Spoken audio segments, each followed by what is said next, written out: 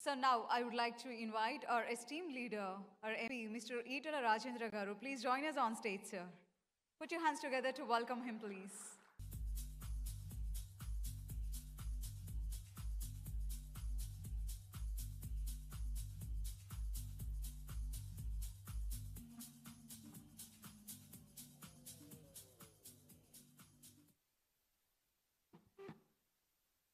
సందీప్ మక్తాల గారు, వంశీ గారు, బాల గారు, భాగ్య గారు, పెద్దలు మాజీ మంత్రివర్యులు లక్ష్మయ్య గారు, అందరికీ నమస్కారం. తెలుగు వస్తుందా అందరికీ? ఇక్కడ నాకు మీ భాష రాదు, మీ టర్మినాలజీ కూడా రాదు. లక్ష్మణ్ సార్ అంటే అమెరికా పోయి వచ్చినంత మాట్లాడతారు, కానీ నాకైతే పెద్ద తెలియదు. కానీ ఒక్కటి మాత్రం, మేము ఎప్పుడు ఒక 10-15 ఏళ్ల క్రితం today is the era of genome, today is the era of science and technology అనే మాటలు పదే పదే చెప్తూ ఉండేది.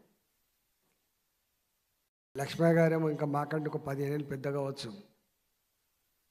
ఎక్కడి నుంచి ఎక్కడికి వచ్చే కళ్ళ ముందే ఇప్పటి జనరేషన్స్కి, మీ జనరేషన్స్కి అప్పటి కష్టాల గురించి, అప్పటి సౌకర్యాల గురించి తెలియకపోవచ్చు, కానీ ఆనాడు ఒక ఫోన్ చేయాలంటే ఒక 2 hours 3 hours కూర్చుంటే కానీ ఫోన్ చేయకపోతుంది ఆ ఫోన్ మీద. అసలు అప్పటి సౌకర్యాలు, ఆ టీవీ వచ్చినప్పుడు ఒక ఆశ్చర్యం ఉండే. సెల్ ఫోన్ వస్తుందట, అమెరికా నుంచి మాట్లాడుకోవచ్చట అంటే నమ్మశకం కాలే. మహాభారతంలో ధృతరాష్ట్రుడు ఆ కురుక్షేత్ర సంగ్రామంలో ఏం జరుగుతుందో తెలుసుకోవాలి. ఆయన అంధుడు కాబట్టి ఆయన తెలుసుకోవాలంటే సంజయుడిని పిలుచుకునేవాడు.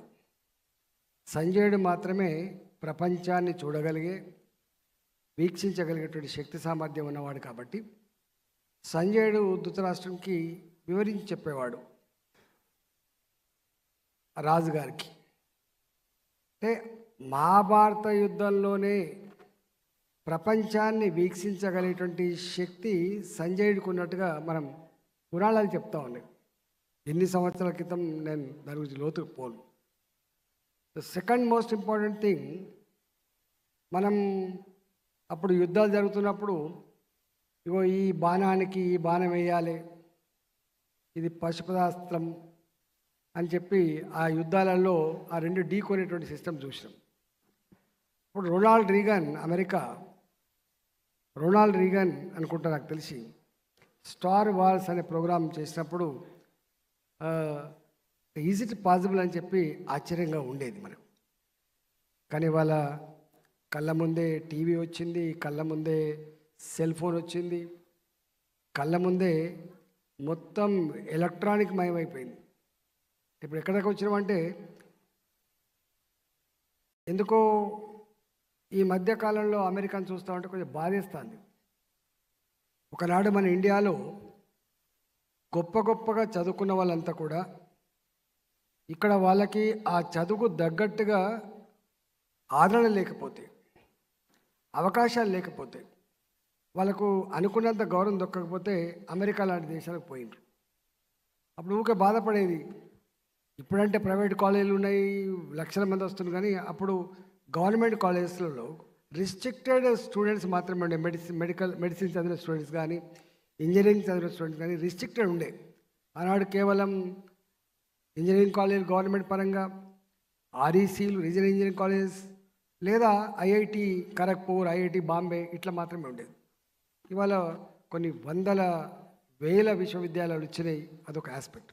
అప్పుడు మేము అనుకునేది, ఈ మాత్రం ఇంత కష్టపడి ఈ స్థాయికి వచ్చినటువంటి వాళ్ళు అమెరికా లాంటి దేశానికి పోయి స్థిరపడుతున్నారు, ఇలా బ్రెయిన్ డ్రెయిన్ అవుతుంది అని చెప్పి బాధపడేవాళ్ళం.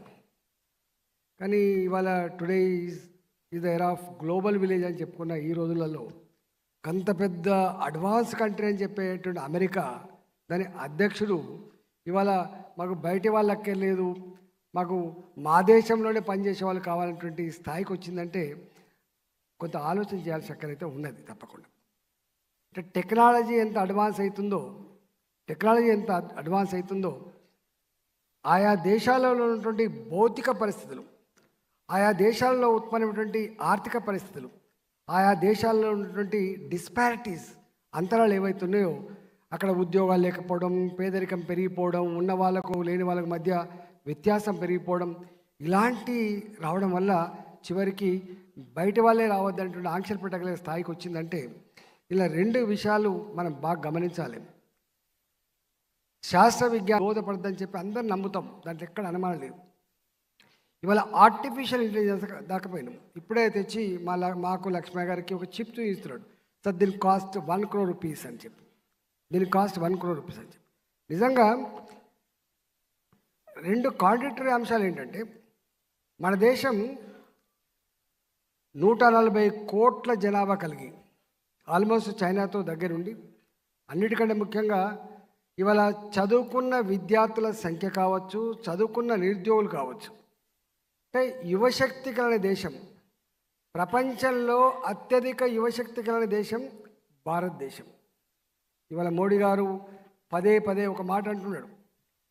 11వ ఆర్థిక వ్యవస్థ 11th ప్లేస్ ఉన్నటువంటి ఆర్థిక వ్యవస్థ ఇవాళ 4వ స్థానానికి వచ్చిందని చెప్పి గొప్పగా చెప్పుకున్నా, రేపు 3వ స్థానం రాబోతుందని చెప్పేటువంటి ఆ విజన్ ఉన్న ఒక్కటి మాత్రం ఏంటంటే సత్యం, అది మీలాంటోళ్ళ గొప్ప ఇన్నోవేషన్స్, రీసెర్చ్, అనేక రకాల మీరు అందిస్తున్న టెక్నాలజీ దానికి కారణంగా ఇవాళ మోడీ గారు కూడా భావిస్తున్నారు. అందువల్ల ఏ దేశానికైతే రీసెర్చ్ ఉండదో, ఏ దేశంలో అయితే కొత్త ఇన్నోవేషన్స్ ఉండవో ఆ దేశం బాగుపడిందని చెప్పి అర్థమైంది. కాబట్టి ఇవాళ భారతదేశం కూడా ఫస్ట్ టైం నేను మొన్న ఈ స్టార్టప్లు గతంలో ఎన్ని ఉండే, ఇప్పుడు ఎన్ని ఉండే, తెలంగాణలో కావచ్చు, దేశవ్యాప్తంగా కావచ్చు, ఇవాళ రీసెర్చ్ కోసం ఎట్లా సపోర్ట్ చేయబడతా ఉంది. ఇవాళ మనం గ్లోబల్ ప్రపంచంలో ఏదైనా ఇంపోర్ట్ చేసుకుంటే దానికి తగ్గట్టుగా ఇది మీ మీద డిపెండ్ కాదు, మేము కూడా రీసెర్చ్ చేస్తాం, దాన్ని బట్టి మేమే స్వయం సమృద్ధి అవుతా ఉన్నటువంటి పద్ధతి కావచ్చు. ఇవన్నిటికి కూడా ఇవాళ రీసెర్చ్ కోసం, ఇవాళ కొత్త టెక్నాలజీ కోసం, ఇవాళ మీ స్టార్టప్ల కోసం కేంద్ర ప్రభుత్వం ఎంత సాయం చేస్తుందో మనం చూస్తూ ఉన్నాం. రాష్ట్రాలు కూడా పోటీ పడుతున్నమాట వాస్తవం. అందులో నాకు తెలిసి దేశంలో తెలంగాణ కూడా గొప్ప ఆవిష్కరణలకు నిలయమైనటువంటి రాష్ట్రంగా హైదరాబాద్ మనం చెప్పుకుంటాం. ఇక్కడ టీ హబ్ లాంటిది కానీ, ఇవాళ టీ చిప్ లాంటిది కానీ ఇవన్నీ వస్తూ ఉన్నాయి.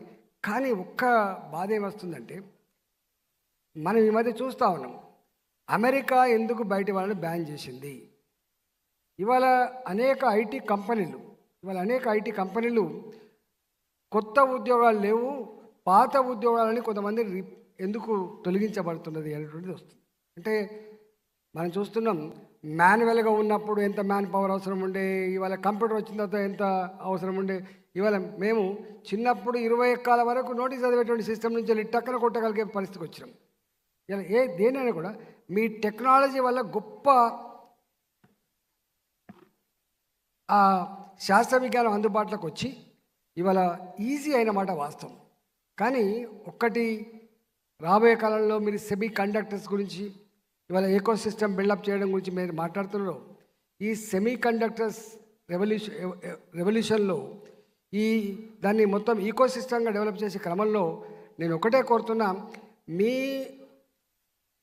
మెదళ్ళు ఎంత గొప్పగా ఎదుగుతాయో, మీరు ఎంత గొప్పగా రీసెర్చ్ చేసి సమాజానికి గొప్ప టెక్నాలజీ మీరు అందిస్తారో, ఆ టెక్నాలజీ, ఆ శాస్త్ర విజ్ఞాన ఫలితాలు మనిషికి నిరుద్యోగం లేకుండా మనిషికి ఉపాధి కల్పించే దిశగా అందరిని ఇన్వాల్వ్మెంట్ అయ్యేటువంటి సిస్టమ్ వైపు పోవాల్సినటువంటి అక్కర ఉన్నది. కానీ ఎందుకో చూస్తూ ఉంటే కొంత కాంట్రడిక్టరీ అనిపిస్తుంది. నేను మీకు డిస్కరేజ్ కోసం చెప్పట్లేదు, కానీ ఇది కనపడుతున్న సత్యం. అందువల్ల ఇవాళ మనం ఒప్పుకోకపోయినా ఇవాళ సెమీ కండక్టర్స్ విషయంలో దేశంలో ఇవాళ ఒకే రాష్ట్రానికి తరలిపోతూ ఉంది. గుజరాత్ లాంటి రాష్ట్రానికి, లేకపోతే మహారాష్ట్ర లాంటి రాష్ట్రానికి పోతుంది. అట్లాంటిది ఏం లేదు. తప్పకుండా మీకు మీకు ఏ సౌకర్యాలు అయితే కావాలని మీరు కోరుతా ఉన్నారో, ఏ రీసెర్చ్ కోసం సపోర్ట్ కావాలని కోరుతున్నారో కేంద్ర ప్రభుత్వంతో కూడా మేము మాట్లాడి మీకు ఏదైనా అందించడానికి సిద్ధంగా ఉంటామని చెప్పి మీకు మనవి చేస్తా ఉన్నాం. మీ యాస్పిరేషన్స్కి, మీ వేగానికి తగ్గట్టుగా, మీ అవసరానికి తగ్గట్టుగా తప్పకుండా కేంద్ర ప్రభుత్వం కూడా మీకు అన్ని విధాలు అందిస్తామని చెప్పి నేను మనవి చేస్తా ఉన్నాను. మొన్న ఈ మధ్యకాలంలో మనం చూస్తూ ఉన్నాం, యుద్ధాలు జరుగుతూ ఉంటే 10 లక్షల మంది సైన్యం, 20 లక్షల మంది సైన్యం, 50 లక్షల మంది సైన్యం గురించి మాట్లాడుకున్నాం. కానీ ఇవాళ మీ చిప్పులు ఇవాళ మొత్తం ప్రపంచ చరిత్రను మార్చేసే పరిస్థితి మనం చూస్తూ ఉన్నాం. ఇవాళ అవసరం లేదు, ఆ 10 లక్షల మంది 20 లక్షల మంది అవసరం లేకుండా ఇక్కడే ఉండి మొత్తం ప్రపంచాన్ని ధ్వంసం చేయగలిగినటువంటి స్థాయికి వచ్చింది. అంటే గంత టెక్నాలజీ ఇవాళ అందుబాటులోకి వచ్చింది. కానీ ఒక్కటి మాత్రం కోరుకునేది, ఇక అది మీ చేతుల్లో లేదు. టెక్నాలజీ ఇవ్వడమే మీ చేతిలో ఉంటుంది. ఆ ఇవ్వబడ్డ టెక్నాలజీని దేనికోసం వాడాలనేది రాజకీయ నాయకుల దగ్గర ఉంటుంది, పాలకుల దగ్గర ఉంటుంది. Technology for both ways. One is constructive side, another one is destructive side. ఇవాళ మనం చూస్తూ ఉన్నాం, ఆటమిక్ ఎనర్జీ ఈ ప్రపంచ సౌభాగ్యం కోసం వాడబడాలి, కానీ ఆటమిక్ ఎనర్జీ ఒక హీరోషిమా నాగసాకి లాంటి విధ్వంసాన్ని సృష్టించకూడదని చెప్పి ప్రపంచం భావిస్తోంది. దాని బాధ్యత రాజకీయ నాయకుల పైన ఉంది. మీరు అందించినటువంటి టెక్నాలజీ తప్పకుండా ఇవాళ భారతదేశం ఎక్కడిపైనా ఒకటి చెప్తుంది, శాంతి తప్ప ప్రపంచానికి మరో మార్గం లేదని, సామరస్యపూర్వకమైనటువంటి పద్ధతిలో మొత్తం ప్రపంచ ప్రజలంతా కూడా కలిసి జీవించే పరిస్థితి వచ్చిందని, దాన్ని మాత్రమే అడాప్ట్ చేసుకోవాలని, సర్వేజనో సుఖినో భవంతున్నటువంటి ఫిలాసఫీని ఉంటబట్టించుకోవాలని చెప్పి ప్రపంచానికి మనం చెప్తా ఉన్నాం. ఒకప్పుడు భారత్ థర్డ్ వరల్డ్ కంట్రీగా ఉండే, థర్డ్ వరల్డ్ కంట్రీ. ఇవాళ ఏవో రష్యా సాయం, the Bharat third world country. Third world country అంటే మీకు తెలుసు, ఒక ఆఫ్ఘనిస్తాన్, ఒక పాకిస్తాన్, ఒక భారత్. ఇవాళ ఫస్ట్ వరల్డ్ కంట్రీస్ అంటే అప్పుడు అమెరికా, రష్యా ఉండే. సెకండ్ వరల్డ్ కంట్రీస్ అంటే యూరోప్ ఉండే. థర్డ్ వరల్డ్ కంట్రీగా ఉన్న భారత్, ఇవాళ ప్రపంచంలో ఏదైనా అవసరం పడితే టక్కన రష్యా దగ్గరికి పోవడమో, అమెరికా దగ్గర పోవడమో, మోకరిల్లడమో, లేకపోతే డెవలప్మెంట్ కావాలంటే వరల్డ్ బ్యాంక్ దగ్గర పోయి మోకరిల్లడం, ఇలాంటి పరిస్థితి ఉండే. కానీ ఇలా ప్రపంచంలో అనేక దేశాలకు ఆదర్శవంతంగా ఉండేటువంటి దేశం భారతదేశంగా ఎదిగింది. నాట్ ఓన్లీ టెక్నికల్ ఆస్పెక్ట్, ఇవాళ ఈ రంగంలో కూడా ప్రపంచ మానవాళి చల్లగా ఉండాలి, కలిసిమెలిసి జీవించాలన్నటువంటి ఒక తత్వాన్ని, సర్వేజనో సుఖిన భవంతు సిద్ధాంతాన్ని కూడా అందిస్తున్న దేశం ఇలా భారతదేశం అనే విషయం మర్చిపోదు. మీరు ఎప్పుడు చూడండి, రష్యా ఉక్రెయిన్ యుద్ధం జరుగుతూ ఉంటే ఇవాళ ఆ యుద్ధాన్ని ఆపగలిగే శక్తి భారత్కు మాత్రమే ఉందని చెప్పి రష్యా ప్రకటించింది. రష్యన్ ప్రెసిడెంట్ చెప్పినారు, ఉక్రెయిన్ ప్రెసిడెంట్ చెప్పినారు. మన ప్రపంచంలో యుద్ధాలు జరుగుతున్నప్పుడు అనేక సందర్భాల్లో వాళ్ళందరినీ మొత్తం తీసుకొచ్చింది మనమే. అంటే భారత్ అని రాసి ఉంటే చాలు, ఇతర దేశాల విద్యార్థులను తీసుకొచ్చి చేస్తే మనకు అంటే అంత గొప్ప స్థానం ఉంది. కాబట్టి అబ్దుల్ కలాం ఒక మాట అంటాడు, మిసైల్ మ్యాన్ ఇన్ ఇండియా అని చెప్పబడేటువంటి అబ్దుల్ కలాం ఒక మాట అంటాడు. ఆయన మాట ఏంటంటే, నేను మిసైల్ తయారు చేసిన కానీ నాకు జీవితంలో తృప్తి లేదు, కానీ నాకు తృప్తి ఉంది ఒకటి ఉంది, అది హ్యాండిక్యాప్డ్ వాళ్ళకు, కాళ్ళు లేని వాళ్ళకు లైట్ క్యాలిపర్స్ తయారు చేసింది నా జీవితంలో మరవనాడు ఘట్టమని చెప్తాడు అబ్దుల్ కలాం. ఆయన ఇంకొక మాట కూడా చెప్పిండు, ఇవాళ చాలామందికి బ్లాక్ అయిపోతున్నాయి, దానికి స్టంట్ కావాలంటే చీపెస్ట్ స్టంట్ రావాలని చెప్పి కలగన్నటువంటి వాడు. అంతకుముందు స్టంట్ అంటే ఇన్ని లక్షలట అన్ని లక్షలట, అది అందం ద్రాక్ష పండు అనే స్థాయి నుంచి సామాన్య మానవునికి కూడా అందించినటువంటి టెక్నాలజీ అందించినటువంటి మహనీయుడు ఇలా అబ్దుల్ కలాం. అందువల్ల మీరు కూడా ఇవాళ మీరు తప్పకుండా everything is on the basis of chip. నీ కారు డ్రైవర్ లేకుండా నడవాలన్నా, నీవు ప్రపంచంలో ఇక్కడనే కూర్చొని రిమోట్తో యుద్ధాలు చేయాలన్నా, మొత్తం అంటే హైపోథెటికల్ ఆస్పెక్ట్ నుంచి యాక్యురసీ వైపు పోవడానికి కారణం మీ సెమీ కండక్టర్స్, మీ ఎలక్ట్రానిక్స్ రెవల్యూషన్ మాత్రమే కారణం. ఎవ్రీథింగ్. ఒకప్పుడు వెనకట బావి తవ్వాలంటే కొబ్బరికాయ పట్టుకొని పోయేది, ఒక పెద్ద మనిషి పట్టుకొని పోయేది. ఇవాళ 1000 ఫీట్లలో 2000 ఫీట్లలో ఇవాళ ఏముందో చెప్పగలిగినటువంటి శక్తి, సత్తా మీ టెక్నాలజీకి ఉంది, మీ ఆవిష్కరణలకు ఉందనే విషయం మనం మర్చిపోదు. వేస్ట్ చేసే పరిస్థితి లేదు. అక్యురసీ వైపు పోతున్న హైపోథెటికల్ నుంచి దాన్ని సంపదగా భావించింది. ఇవాళ పిల్లలు తక్కువ ఉంటే నయమనే పరిస్థితికి వచ్చినాం. ఇలా తక్కువ ఉంటే నయమనే పరిస్థితికి వచ్చినాం. కాబట్టి మానవ సంపద ఎప్పుడైనా మానవ సంపదనే. కాబట్టి ఆ మానవ సంపద తప్పకుండా ఇలా ప్రపంచంలో జరిగేటువంటి మార్పులను అందిపుచ్చుకొని వాటిని ముందుకు తీసుకుపోయే క్రమంలో దేశం కూడా ముందుకు పోయే ఆస్కారం ఉంటుంది. కాబట్టి మనం బాగుపడితే ఈ రాష్ట్రం బాగుపడుతుంది, ఈ రాష్ట్రాలు బాగుపడితే తప్పకుండా దేశం బాగుపడుతుంది. కాబట్టి రాబోయే కాలంలో ట్రంప్ లాంటి పెట్టిన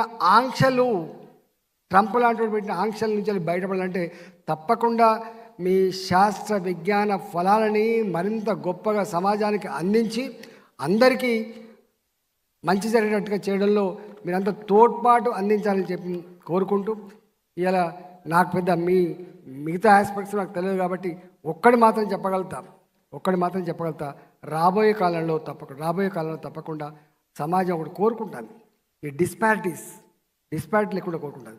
మీ శాస్త్ర విజ్ఞాన ఫలాలు ఇవాళ మందులు లేక ఇబ్బంది పడుతున్నాం, శాస్త్ర విజ్ఞాన ఫలాలు ఉపాధి లేకుండా ఇబ్బంది పడుతున్నా, ఈ శాస్త్ర విజ్ఞాన ఫలాలు కనిపించిన అమ్మ నాన్నకు అన్నం పెట్టినటువంటి పేదరికం లేదు మగ్గుతూ ఉన్నారు, కనీసం ఉండడానికి ఒక ఇల్లు లేక అనేక ఇబ్బందులు పడుతున్నారు. అలాంటి వర్గాలకు సౌకర్యాలు అందించేటువంటి టెక్నాలజీ ఆలోచన కూడా తప్పకుండా ఇంకా సస్తాలు రావాలని చెప్పి అటువైపు కూడా ఆలోచన చేయాలని చెప్పి మేము కోరుకుంటూ మీ అవకాశం ఇచ్చిన మీ అందరూ కూడా నమస్కరించి సెలవు తీసుకున్నా.